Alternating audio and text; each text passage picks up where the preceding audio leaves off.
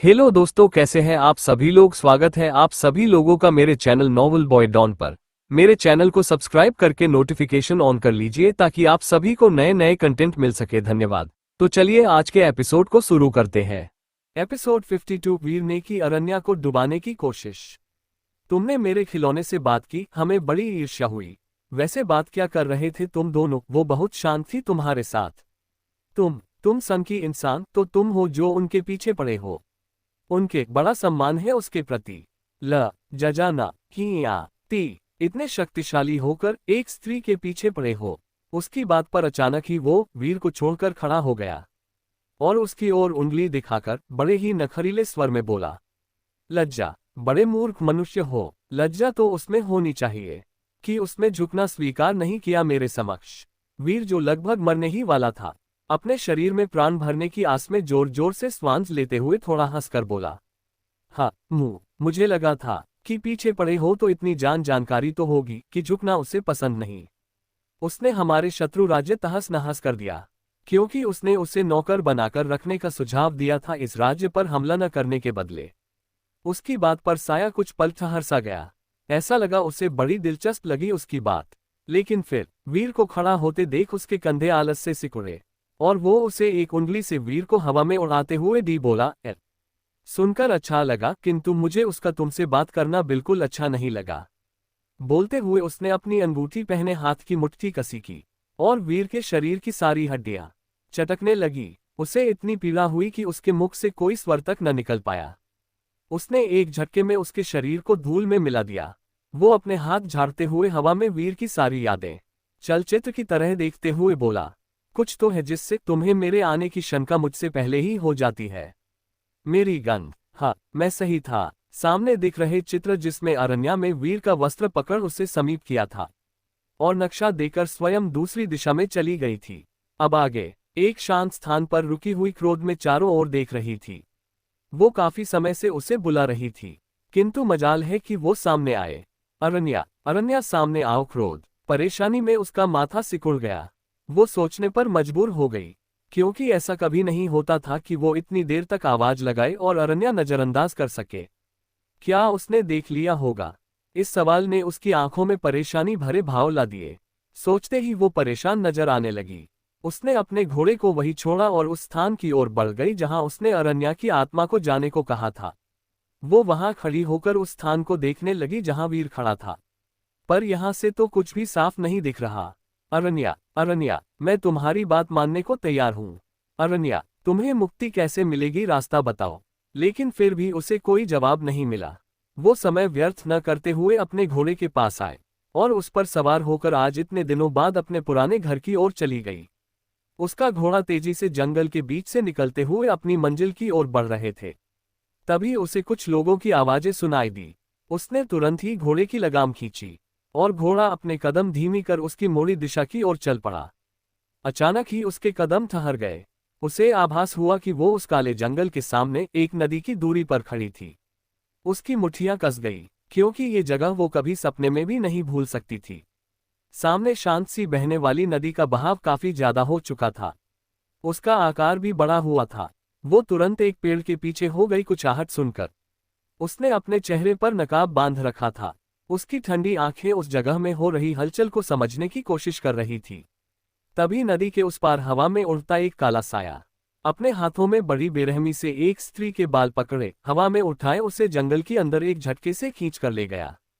उसकी गति इतनी ज्यादा थी कि यदि अरण्या की आंखें पारखी और तेज न होती तो वो ये सब देख नहीं पाती। उसे इस बात की भनक तो पहले से ही थी कि यहाँ से साधारण लोगों को अंदर ले जाया जाता है, परंतु ये लोग किस तरह के होते हैं उसे बिल्कुल भी अंदाजा नहीं था। आज इस काली परछाई को देखकर उसे बिल्कुल पक्का हो गया कि उसके पीछे पड़ा शैतान यहीं से आता है और वो इन्हीं का सम्राट है।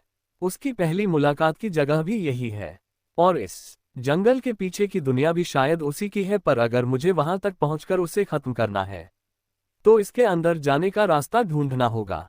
जितना आसान दिख रहा है ये उतना आसान होगा नहीं। अपनी आंखों में एक दृढ़ता और क्रूरता भरे भाव के साथ वो अपने दोनों हाथ पीछे बांधे बड़े ही घृणा के साथ उस जंगल को देख रही थी।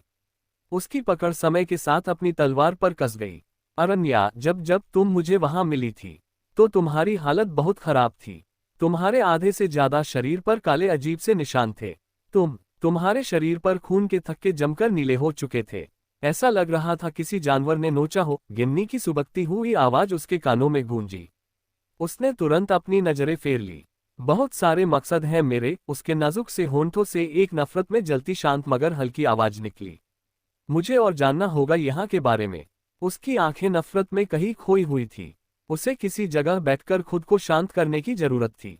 वो अपने घोड़े के पास के पहुंची और उस पर सवार होकर अपना घोड़ा जंगल के अंदर बढ़ा लिया। उसके घोड़े के दौड़ने की आवाज शांत और धूप में झिलमिलाते जंगल के बीच शोर करने लगी, जिसकी आवाज काफी समय से उसे तलाश रहे वीर के कानों तक भी पहुंची। उसने तुरंत ही अपना घोड़ा आवाज की दिशा में बढ़ा दिया। अरण्या ने एक पहाड़ी के पास अपना घोड़ा रोका। उसने चारों ओर अपनी नजरें फिराई। वो पहाड़ी पूरी हरी भरी और फूलों से महक रही थी। उनके बीच से निकलता ऊंचा सा झरना जिसके गिरने का ध्यान शोर उस पूरे इलाके में किसी सुंदर सी ध्वनि के रूप में गूंज रही थी। उसने अपने कदम झरने की ओर बढ़ा दिए। उसने अपनी गर्दन मली और बेचैन होती धड़कनों को सही करने के लिए अपने वस्त्र निकालने लगी। उसने तलवार और जूते वही पत्थर पर रखे और बिना एक पल गवाए पानी में उतर गई। वो दर्पण सा शुद्ध और शीतल जल जो इतना साफ था कि उसने अरण्या के शरीर के हर बनावट दिख रही थी। हालांकि वो ऐसा कभी करती नहीं थी, किंतु इस समय वो अत्यंत बेचैन थी।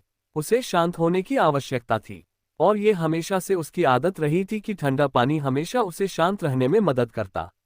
और ये आदत सिर्फ इस दुनिया से ही नहीं थी, वो अपनी दुनिया में भी ऐसी थी। बेचैनी में उसे अपने शरीर पर वस्त्रों का रहना तक खटकता था, किंतु शायद यहाँ रहते रहते उसी इतनी आदत तो लग चुकी थी कि किसी नदी या झील में अपने पूरे वस्त्र न निकाले।